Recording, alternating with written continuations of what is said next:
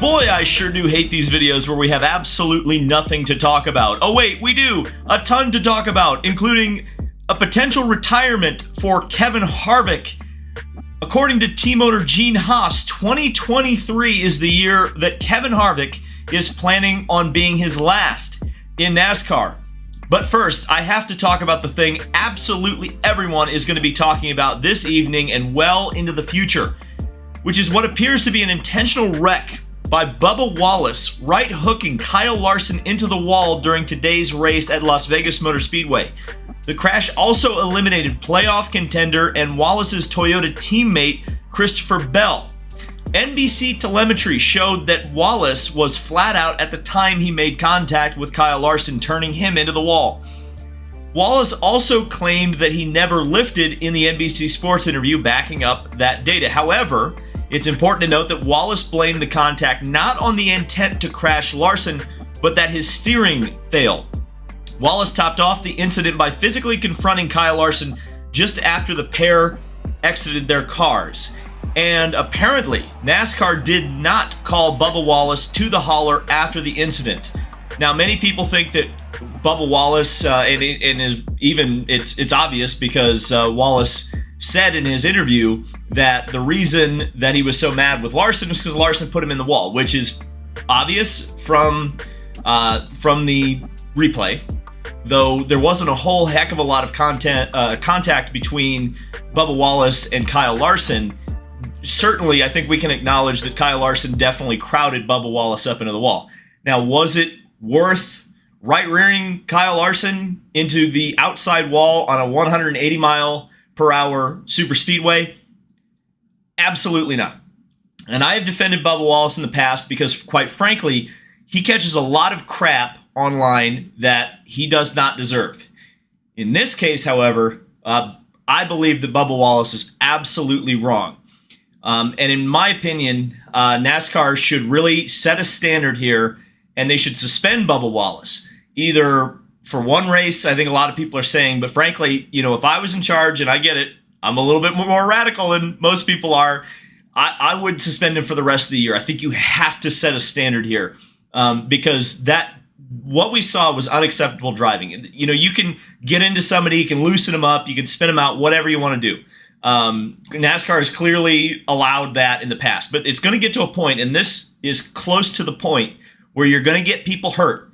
And to me, that is unacceptable. I mean, I'm not someone who likes retaliation pretty much in any form.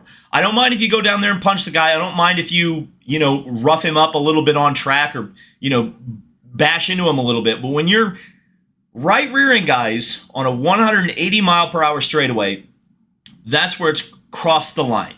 And you know what? It's harsh, but when you right-rear someone at any speed, on any track, in my opinion, that should be unacceptable and punished as such.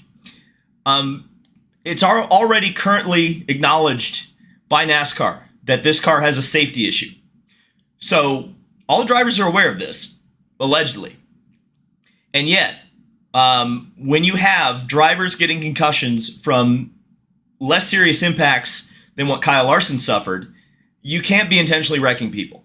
Until you get the car at least back to the safety standard that the Gen 6 car had, then maybe you can have that discussion again. But not right now.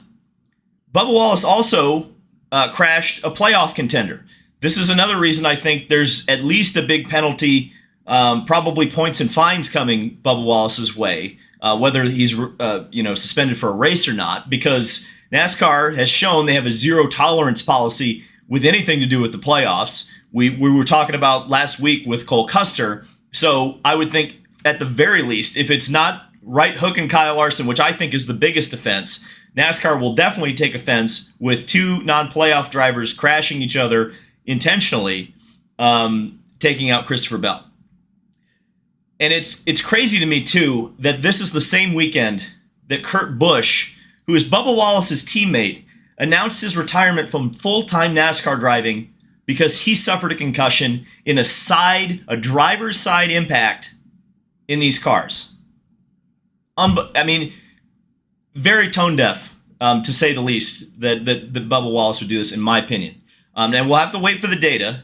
But I think what we saw on TV and the data that we've already seen full throttle going into the right rear of Kyle Larson, I personally have seen enough to say that Bubba Wallace is definitely at fault for doing what he did. And we'll have to see what the penalty is. But also, just as an open wheel fan, this is 11 years to the day that Dan Weldon died at Las Vegas Motor Speedway. And I understand very different circumstances.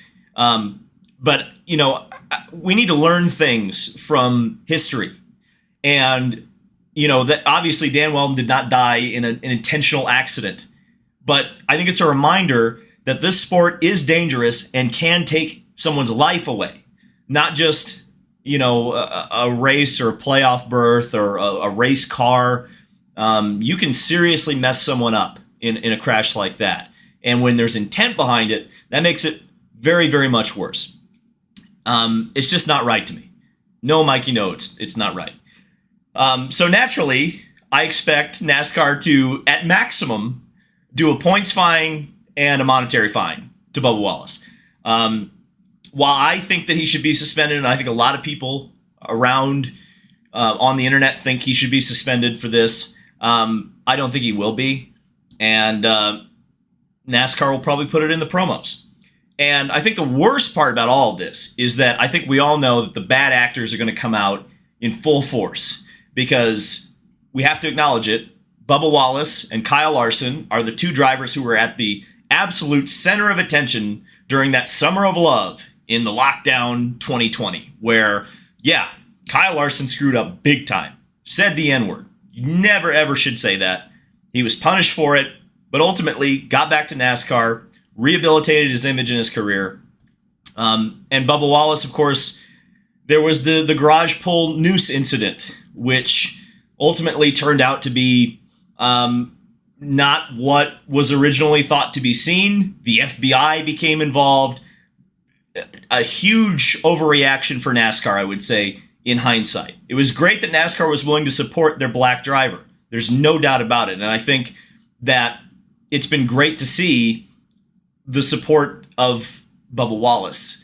But not in this case, because this is a racing incident. And I think people are going to have a really tough time separating Bubba Wallace's race from this racing incident. And I think that is perhaps going to be the most unfortunate thing out of anything to come out of this, because you're going to get the racists coming out, and then you're going to get the people who will defend Bubba Wallace, look past what Bubba Wallace has done wrong because of, frankly, what the racist people are going to say about Bubba Wallace, which I don't necessarily blame them, but that's the situation that's going to be happening here.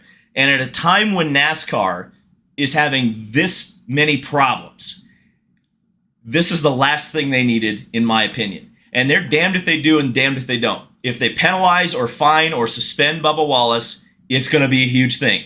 If they don't, it may be an even bigger deal. So tough scene at Las Vegas today. Let's talk about Kevin Harvick real quick. Try to palate cleanse a little bit from that heavy stuff. And it comes from Bob Pockris. Gene Haas was at Las Vegas Motor Speedway today and spoke briefly with the media. And this is what Pockris reports.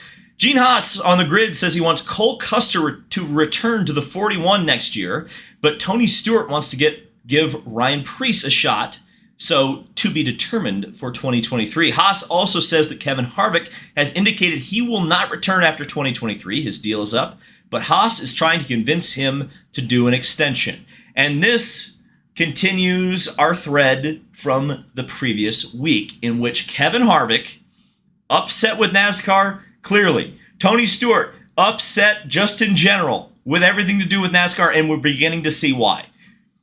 I absolutely could see Kevin Harvick bailing, jumping ship, because frankly, Kevin Harvick's got other things to worry about now. Believe it or not, I actually got to interview his son Keelan when I was working with a karting production company called Kart Chaser a couple of weeks ago. Keelan looks like he's going to have a really great career in racing somewhere, and I think Kevin Harvick, he's made his bag. He's got that bag, dog. He doesn't need any more money from NASCAR if he doesn't want to. If it's too much for him, he can just quit. And I think that's what's going to happen. I think he's going to see his contract out to the end of 2023. And then I think he's going to dip and enjoy time with his family. And I think there's more power to Kevin Harvick for doing that. On the other hand, we've heard so much about this week Tony Stewart being upset with NASCAR. I think Tony Stewart has been upset with Gene Haas for a while because, you know, there's a lot of times where he's mentioned drivers who've been brought into the team are Gene's driver. I think Tony Stewart wants talent. He wants guys who are top-level talent. He tried to get Kyle Larson. That didn't work out. Now he's hired Ryan Preece, but can't get Ryan Preece into a ride because Cole Custer, believe it or not, has a few ties to the upper-level management in Gene Haas's company. So I could see Tony Stewart not only getting fed up with corporate NASCAR, but even his own NASCAR team. So it's very curious to hear this sort of stuff. I wonder if not only Kevin Harvick will ride off into the sunset in 2023, but also Tony Stewart. Crazy times, guys, crazy times. So thank you guys so much for watching. This has been David Land on YouTube. I know we'll be talking about this later in the week, so stay tuned.